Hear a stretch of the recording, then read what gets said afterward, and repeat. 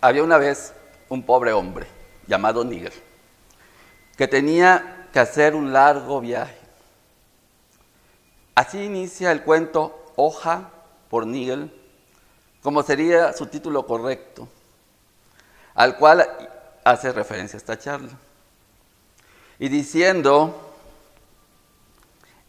Elen Sila, Lumen Omentielmo, saludo en Quenya, utilizado por Frodo en su primer encuentro con Hildur Inglorium. Inicio saludándolos en este nuestro encuentro, porque deseo que una estrella brille en esta hora. Yo voy a hacer algunas pequeñas acotaciones primero, antes de empezar propiamente mi tema. No soy experto en Tolkien, me gusta mucho, pero me gustaría ser más experto. Pensé que iba a haber alguien aquí que no está, que quizás haya leído más a Tolkien que yo.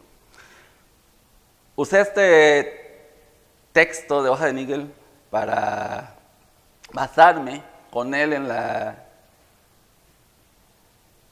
para hablar de la vida de John Ronald Reuel Tolkien, el escritor, poeta, filólogo, académico universitario británico de origen sudafricano.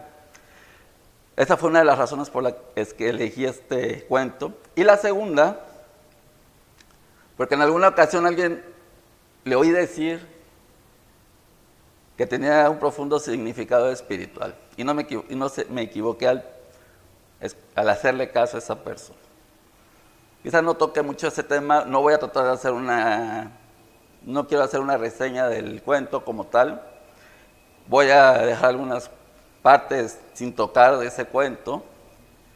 Y sí que quiero mencionar que puede parecer que haga un spoiler, sin embargo, lo último que menciono del cuento no es el final. Hago la aclaración, así que les va a quedar para ustedes leerlo.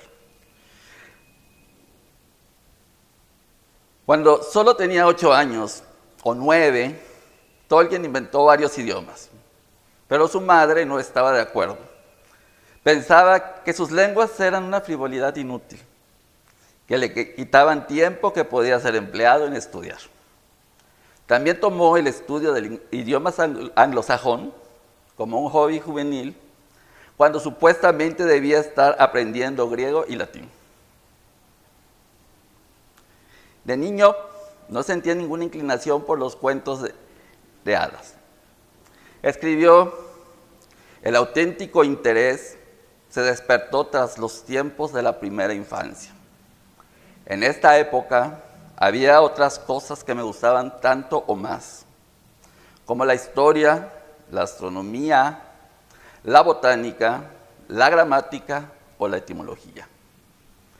Descubrí la poesía mucho después en el latín y el griego, sobre todo cuando me vi obligado a intentar traducir versos ingleses a las lenguas clásicas.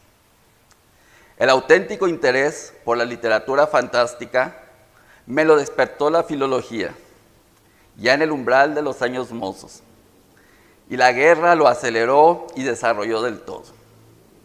Fue en los cuentos de hadas donde yo capté por primera vez la fuerza de las palabras. Su madre se las arregló para inculcarle un amor casi idólatra a los árboles, las flores, la naturaleza, la mitología clásica, la música de bandas militares. Practicaba la jardinería. En una ocasión escribió en una carta: me dediqué al jardín bajo un calor sofocante esta tarde, al mediodía para ser precisos. También proporcionó esta breve descripción de sí mismo en otra carta: soy de hecho un hobbit, salvo en el tamaño. Me gustan los jardines, los árboles y las granjas no mecanizadas. Su vecino tenía un álamo que para Tolkien no representaba un simple árbol, sino el árbol.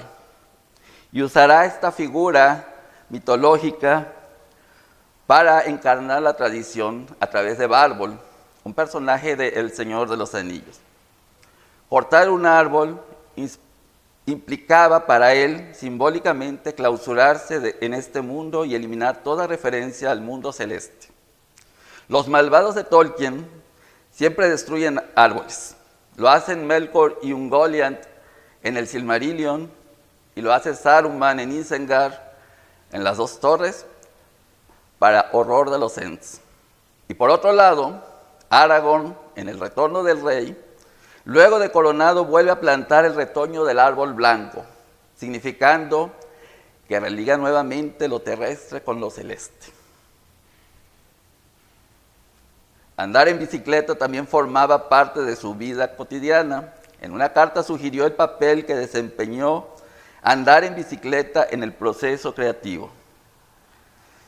Un día iba en bicicleta cuando tuve una de esas súbitas sensaciones de claridad que se tienen a veces en los sueños.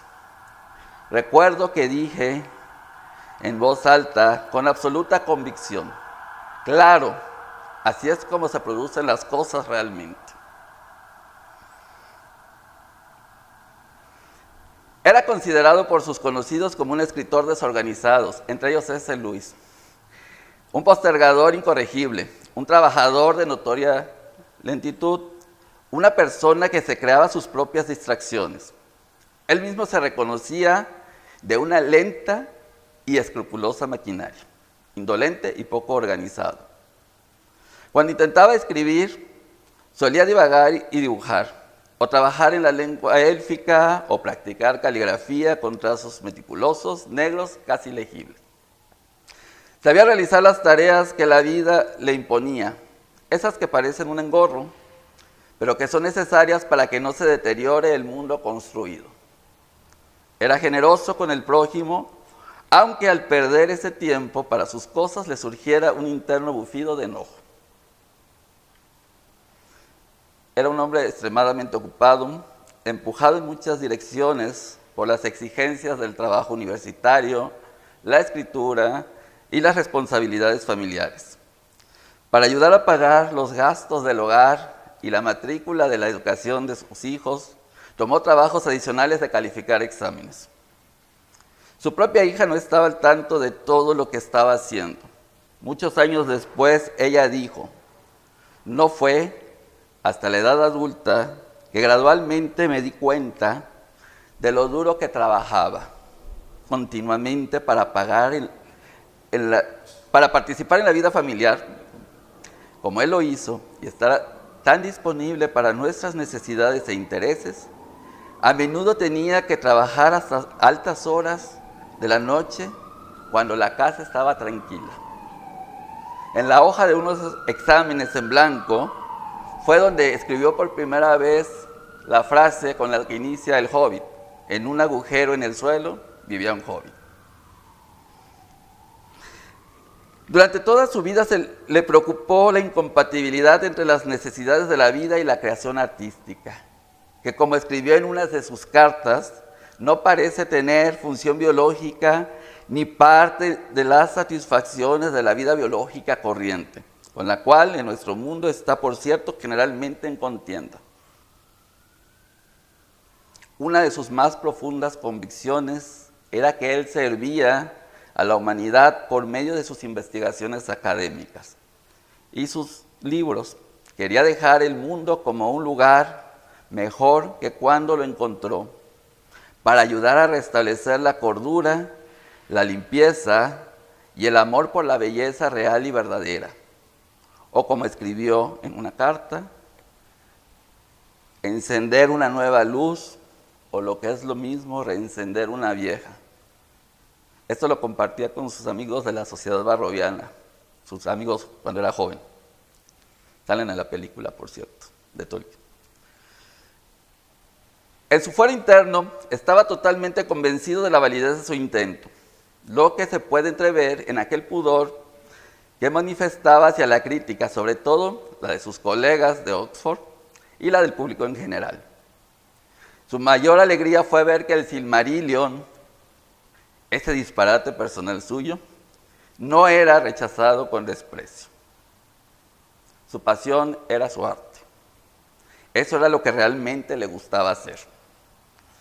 Esa era lo que hacía en su tiempo libre, a través de lo cual se sentía realizado, lo que según él justificaba su existencia. Toda su existencia cobraba sentido cuando creaba paisajes, árboles, hojas, montañas. Desarrolló en su obra su teoría sobre la vida y la creación artística, y a la vez permitió conocer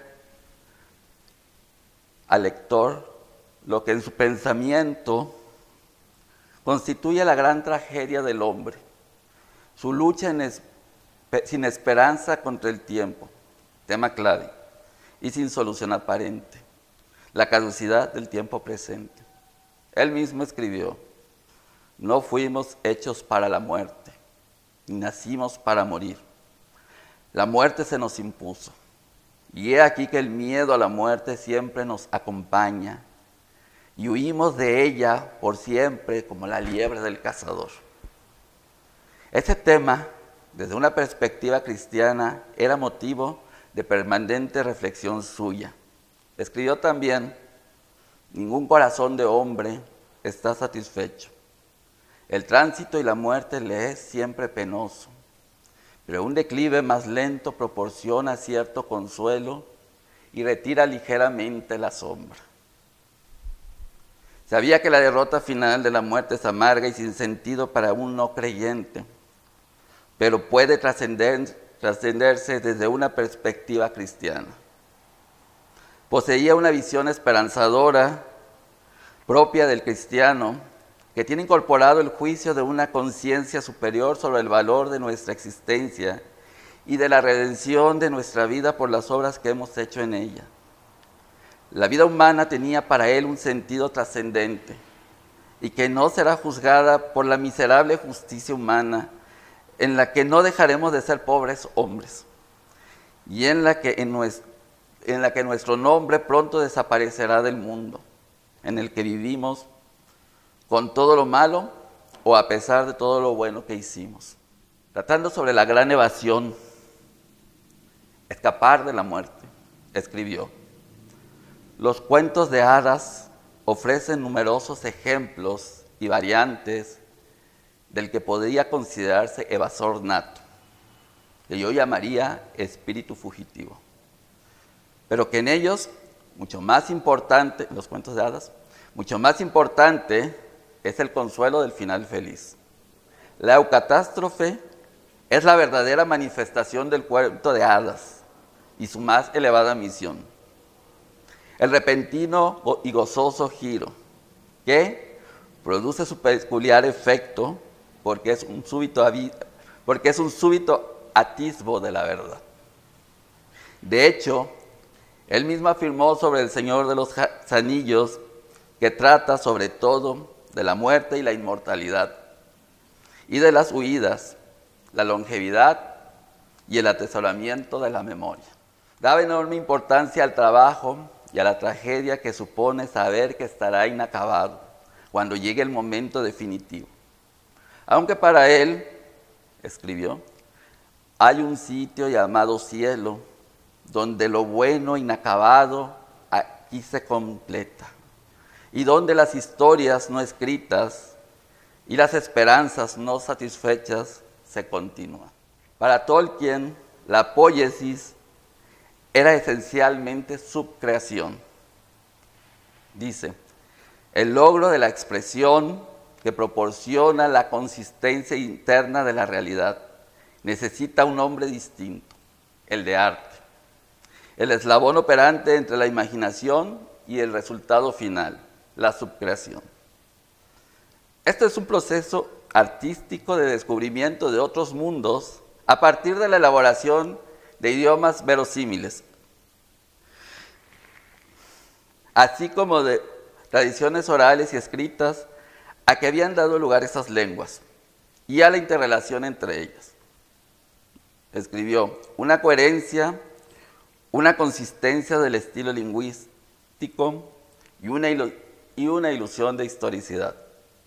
Él comprendía cuán íntimamente está vinculada la invención lingüística con el desarrollo y la construcción de las leyendas, ya que para él la elaboración de un idioma y de una mitología son funciones relacionadas. De hecho, también afirmó: tras mis historias hay ahora un nexo de lenguas. A esta tarea dedicó más de 60 años, en los que la elaboración de los lenguajes inventados consumió prácticamente el mismo tiempo que la composición de las obras mayores, el Silmarillion, el Señor de los Anillos, el Hobbit. La contribución que hace Tolkien, como la del artista, su creador, a la vez, no se limita a lo meramente material, sino que tiene la virtud de poner al alcance de los demás los atisbos del glorioso reino de la fantasía. El artista subcreador tiene para Tolkien algo de sacerdote y de oráculo. Es un ser especialmente dotado para llevar a cabo esta mediación entre la verdad y la belleza y los lectores. El trabajo creador para Tolkien supone un don especial, capaz de acercar al artista hacia Dios y por su mediación aproximar a Dios al resto de los mortales. Escribió que si la santidad habita en una obra o la ilumina, como una luz que todo lo penetra, la santidad no es cosa que nazca de su autor, sino algo que pasa a través de él, y que el hombre es subcreador. Es la luz refractada a través de quien se separa en fragmentos del blanco a numerosos matices. En su poema Mitopoeion decía que fantasía es una tierra peligrosa, con trampa para los incautos y mazmorras para los temerarios. Que ese reino ancho, alto y profundo no es una manifestación menor, sino más elevada del arte, casi su forma más pura, y por ello la más poderosa, reservada para la verdadera literatura, y que genera incomprensión en este mundo racionalista y pragmático en el que vivimos, el mundo de monos progresistas, erectos y sabios, ante quienes se abre el abismo oscuro donde el progreso lleva si por misericordia de Dios el progreso termina. O como sobre ellos dijo también: aquellos de mayor inteligencia que han sido corrompidos y desintegrados por la escuela y el clima de nuestros días. Pero para Tolkien, la fantasía es una actividad connatural al hombre. Ni destruye ni ofende a la razón. Al contrario, cuanto más aguda y más clara sea la razón, más cerca se encontrará de la fantasía. En esto coincide con Chesterton.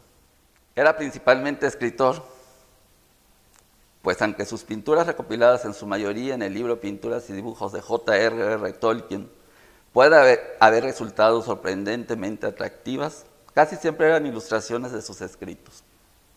Era especialmente bueno dibujando árboles. El monte Erebor, que sale en el Hobbit, pintado por él. Hoja de Nigel, una de sus obras menores, cuenta a su hijo Christopher que fue escrita cuando el Señor de los Anillos estaba empezando a desarrollarse por sí mismo y a revelar posibles proyectos de trabajo y exploración en territorios todavía desconocidos y tan intimidatorios para Tolkien como para los hobbits. Por ese tiempo habían llegado a Bree, y Tolkien no sabía más de lo que sabían ellos de lo que le había ocurrido a Gandalf o de quién era Trancos. Y había empezado a desesperarse pensando si tendría tiempo para descubrirlo.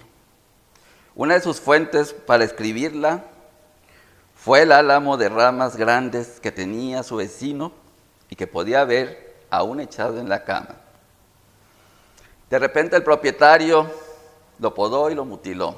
No sé por qué. Lo han talado ahora, un castigo menos bárbaro para los crímenes que pudo haber cometido, como ser grande y estar vivo. Tolkien no creía que el árbol tuviese algún amigo o algunos que lloraran su muerte, excepto el mismo Tolkien y un par de búhos. Hoja de Nigel no fue publicada hasta 1947 en The Dublin Review. Sobre este cuento escribió el mismo Tolkien en sus cartas. Fue escrito, creo, antes de que empezara la guerra, aunque no lo leí por primera vez en voz alta a mis amigos sino hasta principios de la década de 1940.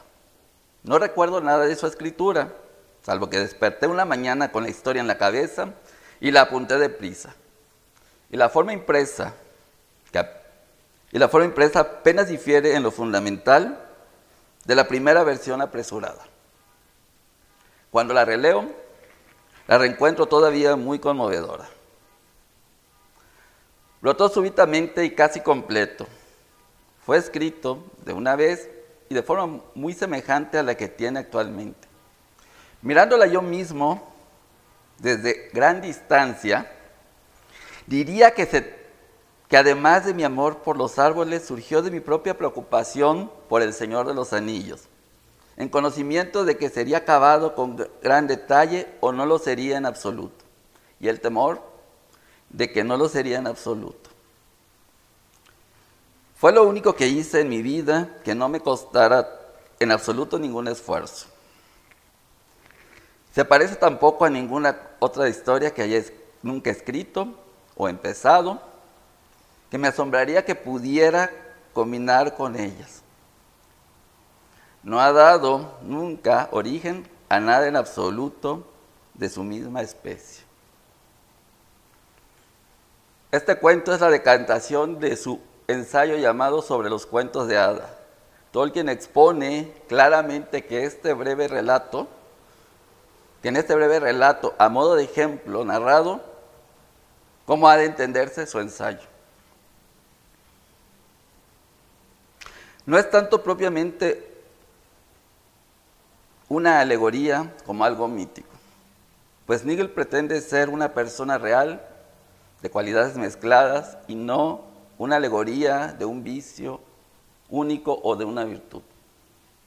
Hoja de Nigel es una odisea espiritual en miniatura, donde está claro que expone su creencia cristiana de que si nuestras vidas no se ven como un viaje hacia Dios, un largo viaje que nos espera, nuestros talentos artísticos o de otro tipo se desvanecerán.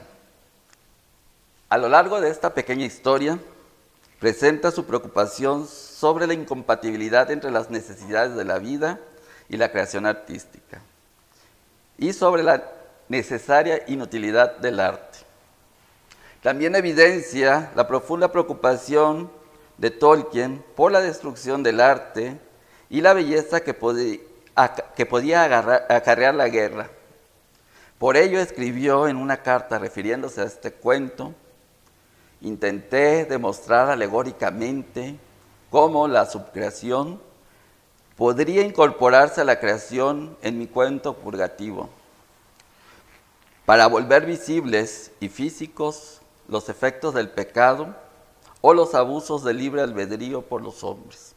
Nigel, el protagonista del cuento, es un pobre hombre, pero no en el sentido de darle un calificativo de desprecio, sino en que no tiene nada de héroe de caballería.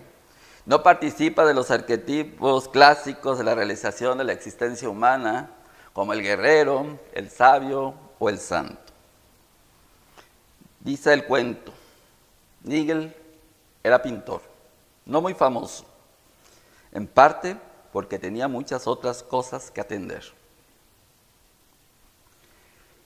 Nigel se enfrenta a dos problemas básicos: la lucha interna por superar su propia inercia. Algunas veces se sentía un tanto perezoso, y las aparentemente interminables distracciones externas a su trabajo, la mayoría de las cuales se le antojaban un engorro. Estas incluían muchas cosas, como interrupciones por parte de las personas que él mismo había invitado a su casa, un llamado al servicio de jurado y, lo más importante, su vecino Parish. En Nigel, Tolkien ha creado al artista como héroe. Se ajusta al molde del héroe tolkieniano que ayuda a otros y es abnegado. Renuncia a la última oportunidad de terminar el cuadro para cumplir su deber con generosidad. Era en cierta forma un buenazo.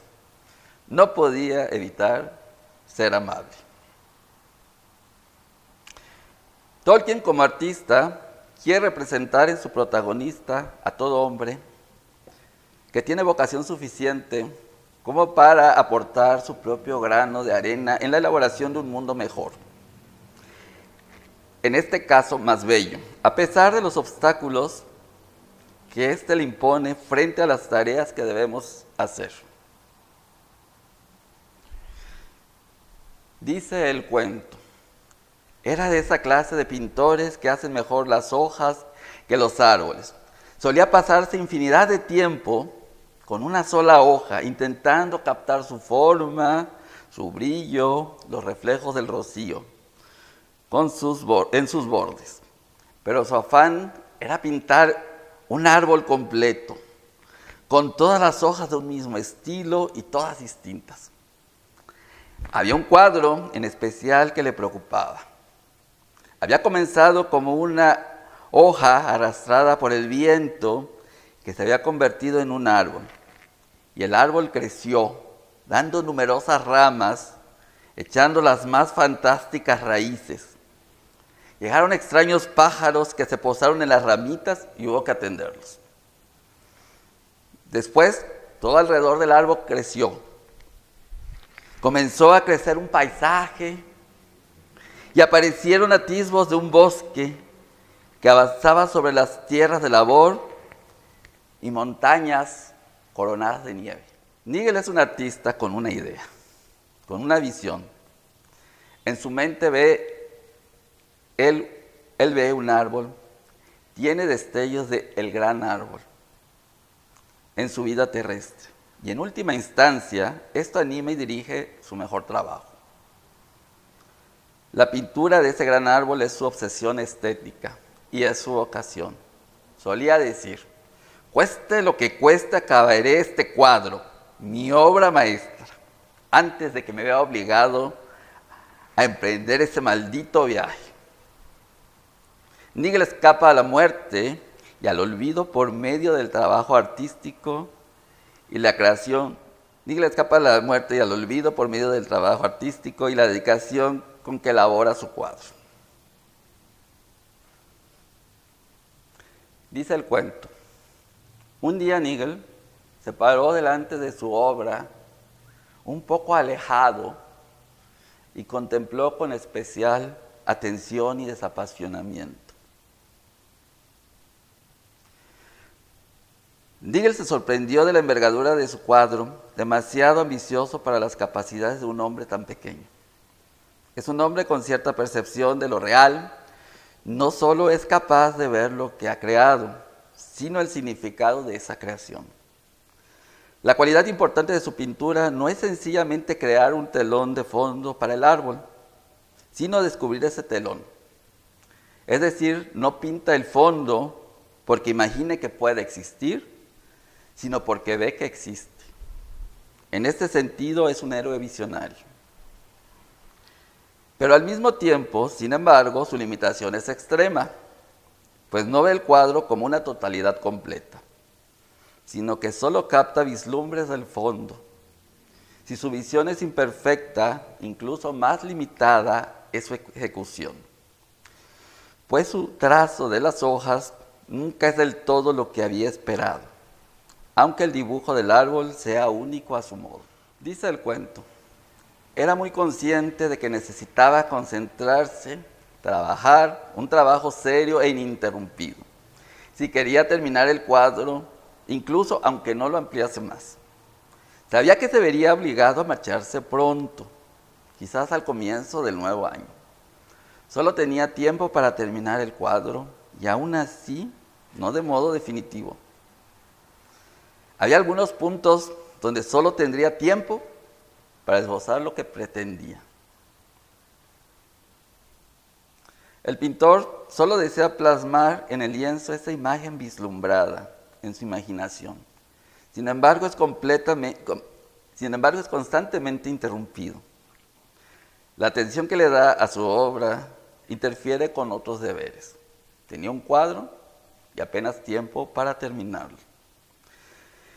Tenía el deseo de que los problemas de otras personas no le afectaran. Este tipo de contratiempos, sumados a un importante estado gripal, fue el causante de que se le llamara a realizar el viaje impostergable antes de que pudiera terminar su obra. En general, se acepta que Hoja de Nigel contiene un fuerte elemento autodescriptivo. Pinta un retrato perceptivo del propio autor, con Tolkien, el escritor, transmutado en Nigel, el pintor. O en palabras de su hija Priscilla, es autobiográfico porque se refiere a la vida de un artista.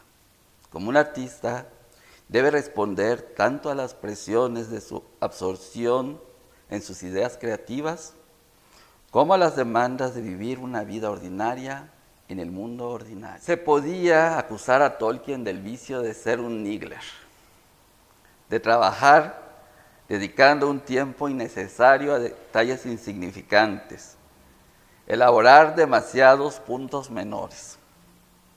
El personaje de Nigel describe precisamente lo que se podía ver hacer a Tolkien en las décadas de 1920, 1930 y 1940.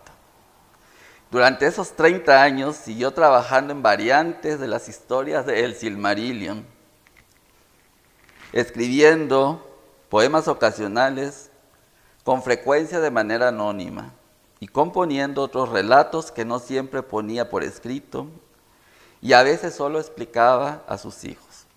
El Hobbit nació como uno de ellos, ambientado en la Tierra Media, pero inicialmente conectado solo de manera tangencial con la historia élfica de los Silmarils. Todo esto empezó con poemas breves, como la balada de Earendel de 1914, que luego se convirtieron en narraciones explicativas. Dice el cuento, Nigel dejó de interesarse por sus otras pinturas, o si lo hizo, fue para intentar adosarlas a los extremos de su gran obra. El Señor de los Anillos en un principio surgió del fuerte deseo del editor de Tolkien de una secuela de Hobbits, pero lo que Tolkien empezó a hacer, igual que Nigel, fue tomar cosas que había escrito antes y comenzar a adosarlas en los extremos. Pronto, el lienzo se había ampliado tanto, como escribió en una de sus cartas. A medida que iban presentándose, los eslabones crecían. Esta obra también bebió de otros poemas, algunos de ellos cómicos, como la poesía Olifante de Samsagas Gamgee, publicada originalmente en 1927, otros graves y tristes, como la versión que recita Trancos en La cima de los vientos sobre la historia de Beren y Lúthien, que también se remonta a un poema de 1925 y está basada en un relato escrito incluso antes.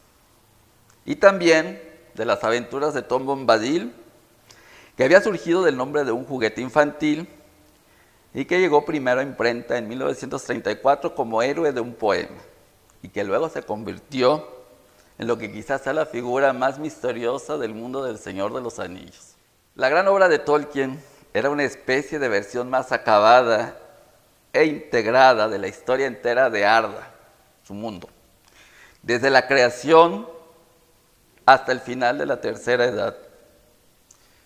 Muchas de las notas de Christopher, su hijo, sobre las secciones de la obra, la historia de la Tierra Media, dan una impresión de que su padre elaboraba y reelaboraba detalles menores, con el resultado de que nada llegó a terminarse nunca. De hecho, su hijo cuenta, por ser extraordinariamente prolífico mi padre, revisaba constantemente, reaprovechaba, comenzaba de nuevo, pero nunca tiraba nada de lo que había escrito, de modo que sus papeles eran de una complejidad inexplicable y estaban desorganizados y dispersos. Para 1940 llevaba trabajando en la mitología del Señor de los Anillos más de 20 años y no se había publicado nada, a excepción de un grupo de poemas y El Hobbit. Además, puede adivinarse que al igual que la mayoría de los profesores, sus numerosas tareas administrativas le parecían una distracción. A medida que seguía escribiendo, comenzó a crecer un paisaje, lo cual podemos relacionar con la descripción de las primeras fases de El Señor de los Anillos. Escribió en una de sus cartas que era un trabajo absorbente, aunque de continuo interrumpiza el cuento. Ahora que ya no estaba en el cobertizo, intuyó perfectamente la forma de tratar aquella brillante línea de hoja que enmarcaba la lejana silueta de la montaña. Pesaba en su corazón una congoja, una especie de temor de que nunca tendría ya la oportunidad de intentarlo. Nigel sabe que tiene un plazo. Se trata obviamente de la muerte, el viaje que todos debemos emprender. Tiene una pintura que quiere terminar desesperadamente, pero posterga las cosas una y otra vez. Y cuando al fin se pone a trabajar en serio, primero recibe una llamada que no puede rechazar, y luego se pone enfermo. Y después aparece un inspector que lo acusa de ser negligente al no compartir sus lienzos con quienes realmente los necesitan, y condena su cuadro a servir como desechos. Y cuando empieza a responder, llega el conductor y le dice que debe irse. Solo con lo que pueda coger, lo lleva rápidamente a la estación de tren, donde aborda sin equipaje y sin sentido de preparación.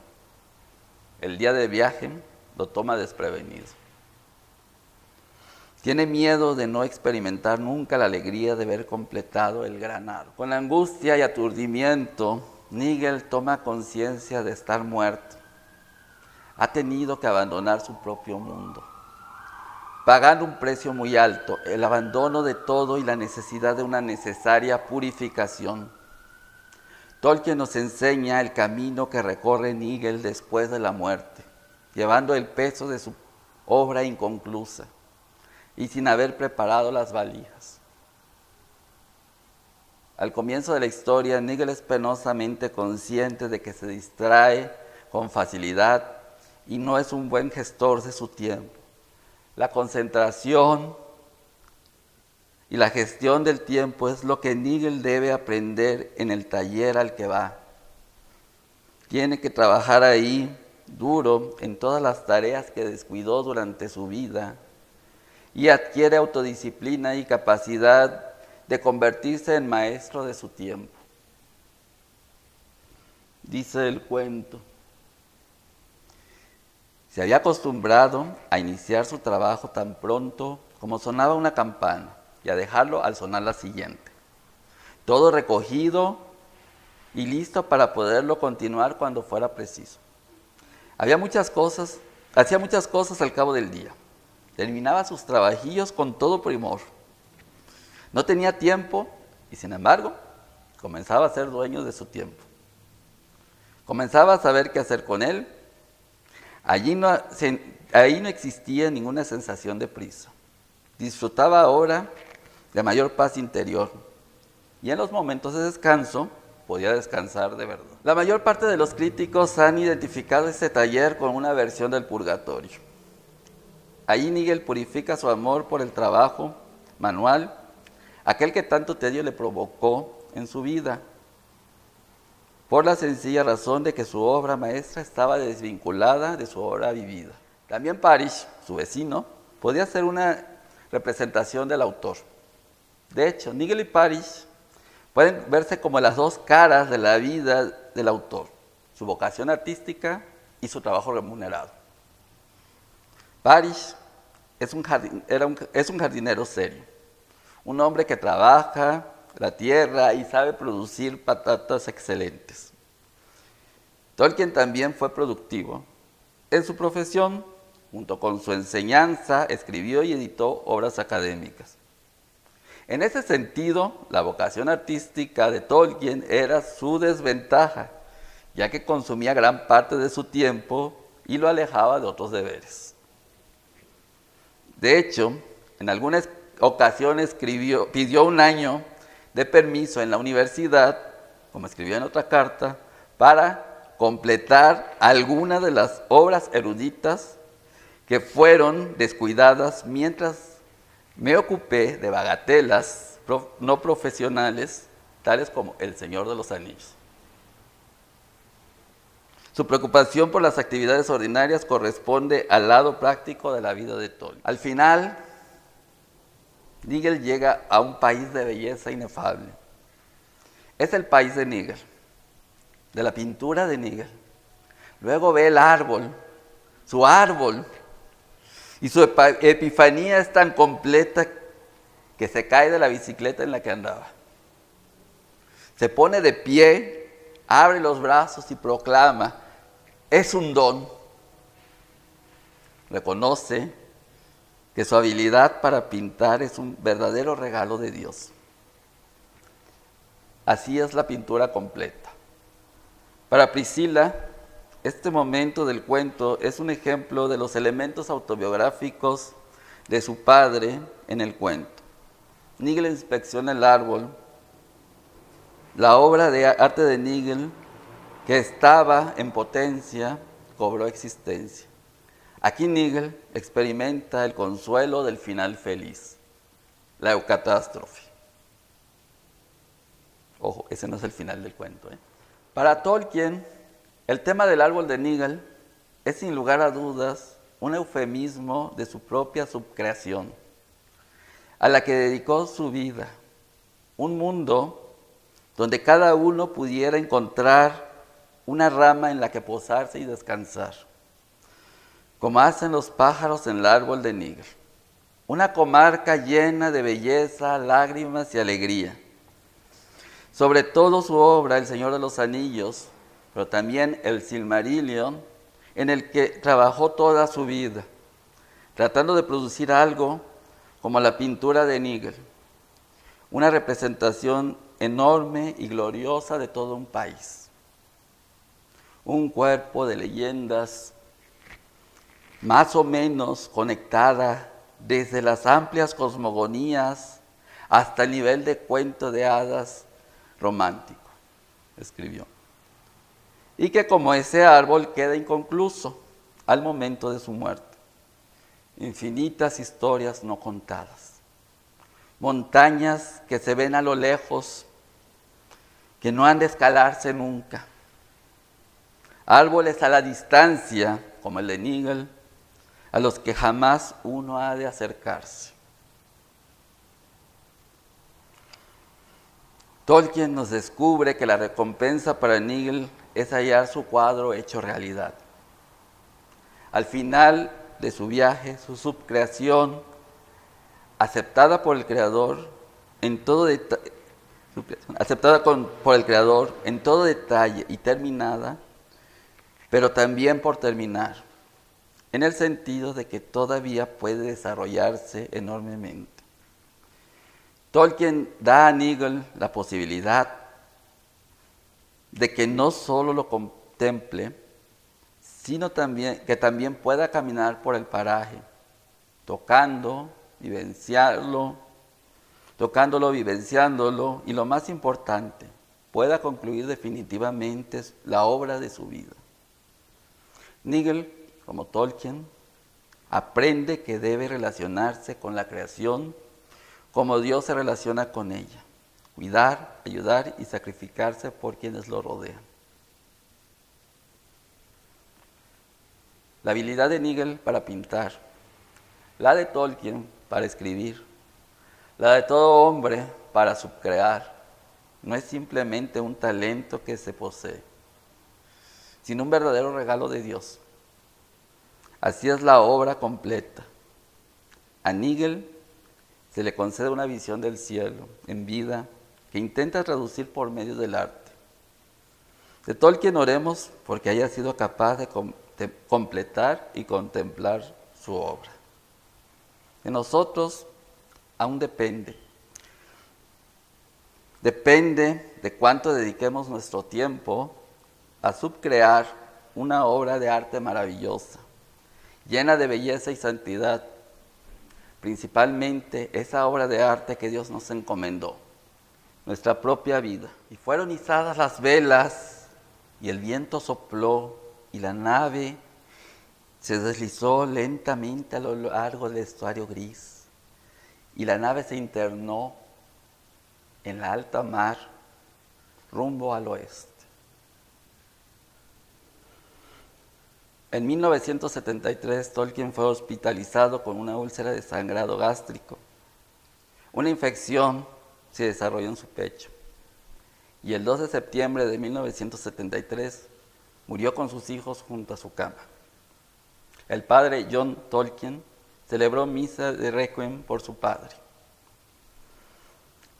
Fue enterrado junto a su esposa Edith en un cementerio católico en las afueras de Oxford. Cerca del final de la vida de Tolkien, mientras su secretaria lo ayudaba a empacar su oficina para una mudanza, un poema que Tolkien había escrito cayó de un libro. Un poema en que en unas pocas líneas capturó perfectamente el dolor y la esperanza combinada que conforman todas las despedidas, hasta la partida final hacia misterios desconocidos. Es el lamento de Tolkien por el mundo que fue.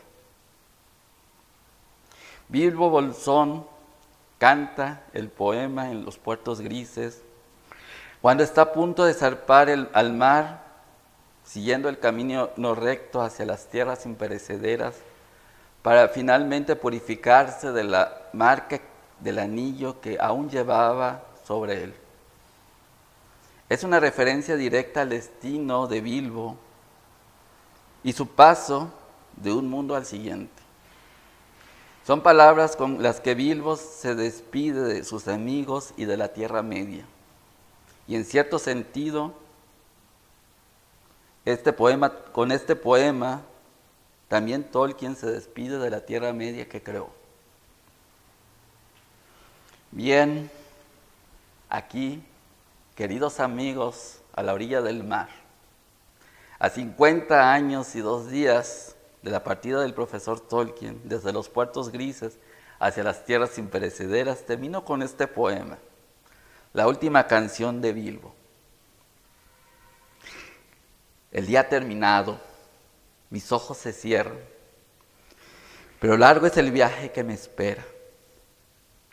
Adiós, amigo, oigo la llamada. Junto al malecón de piedra la nave aguarda. Blanca la espuma, grises las olas, más allá del ocaso mi rumbo lleva. Sales la espuma y libre es el viento. Oigo como ruge el mar intenso.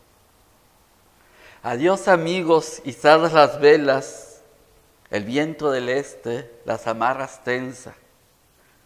Sombras alargadas ante mí se extienden, bajo la inabarcable bóveda celeste.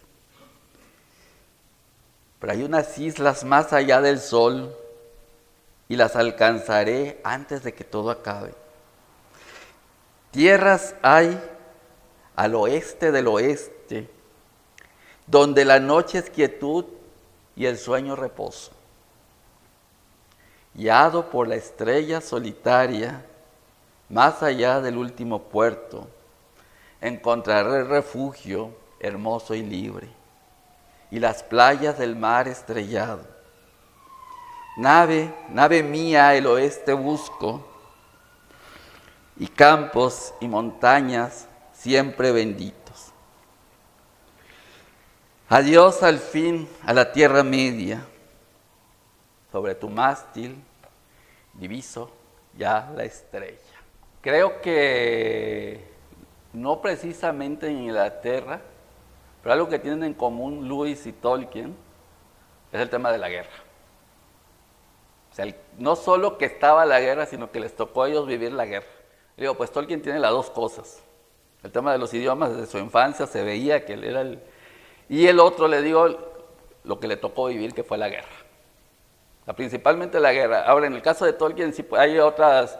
es muy notable, si uno lee su obra y como tal, ese amor por la naturaleza, en cierta forma él tenía ese... de hecho, es lo que él representa, digamos, con Saruman, en El Señor de los Anillos, el tema de la industrialización, cómo estaba destruyendo Es una respuesta precisamente son autores que responden a la revolución industrial, a lo que sucedió durante la revolución industrial, que empezaron a destruir, digámoslo así, y tanto Lewis creo que también tiene de eso, pero sobre todo Tolkien tiene esa situación de siempre estuvo dolido, digámoslo, de cómo la industrialización estaba dañando el mundo. Ahora, respecto a los idiomas, eso lo traía desde niño. Como mencioné al principio, desde los 8 o 9 años él creaba idiomas.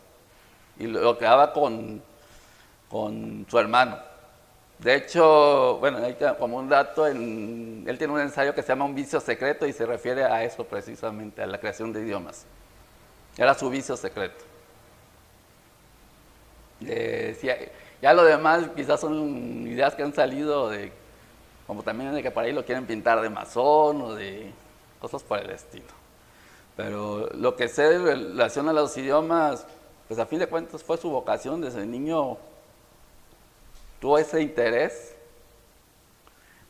Fue impulsado por este profesor con el libro que él le mostró. De hecho, también este profesor fue el que lo invitó, creo, no me acuerdo si lo invitó o lo impulsó a estudiar el galés, que también es un idioma que manejaba mucho. El galés, el gótico y el finlandés.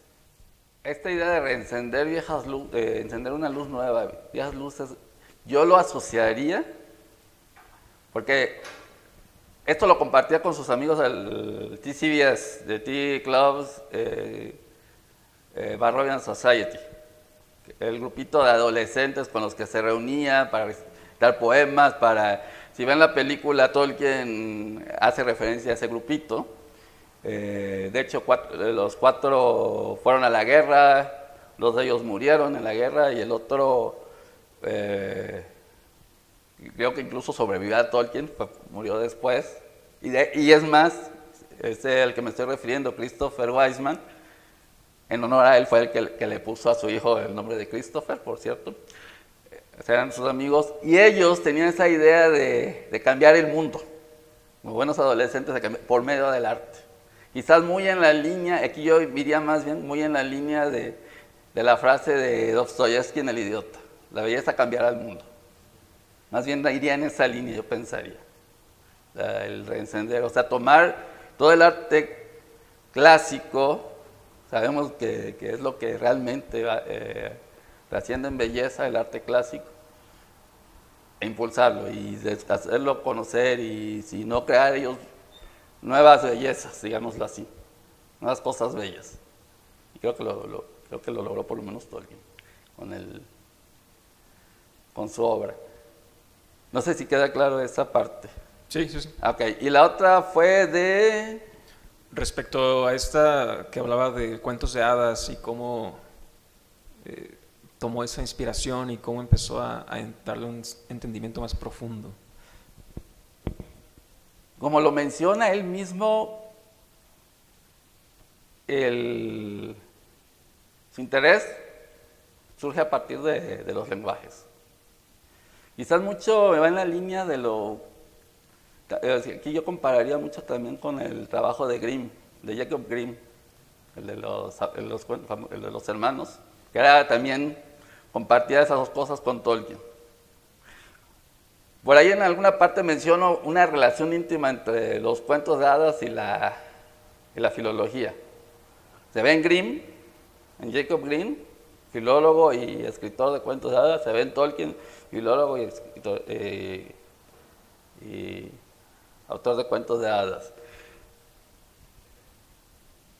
Le surgió, como él dice, ya tardío, si lo queremos ver así en comparación con el tema de los idiomas. O sea, al principio no le interesaban los cuentos de hadas. Y lo descubrió a raíz él mismo lo dice, a raíz de la filología. No sé si lo recuerdas como lo menciona en su carta. No, mentira, creo que es el ensayo sobre los cuentos de hadas. Mi interés, ¿dónde está?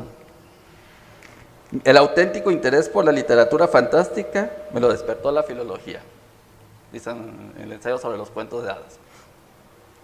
Entonces, de ahí surge. En cuanto a cómo se mantuvo, yo creo que se mantuvo toda su vida. O sea, el problema es que era un desorganizado y, como él mismo también lo dice, un desorganizado, era un niggler, no le gustaba esta forma, lo cambiaba y por eso nunca terminó gran cosa, pero no sé si en este sentido de ser niggler hay una forma de descubrir lo que hacía. Simplemente por ahí revisen en internet, para no cuestión de precisamente la referencia a Historia de la Tierra Media, Historia del Señor de los Anillos, son 12 volúmenes de esta forma que recopiló su hijo de sus trabajos, que publicó, están publicados, aparte quién sabe cuánto habrá. Entonces yo pienso que esa inspiración nunca le terminó, más bien lo que le faltó fue organización, por eso no podía parecer que la perdió, pero más bien el tema de la organización misma de él. Además, un comentario ya para terminar de parte mía. Después de ponerme a estudiar esto, en cuestión de experiencial, me di cuenta que soy un niggler yo también. Con esto, le borraba, le cambiaba, no me gustaba esto. Y en otras cosas también.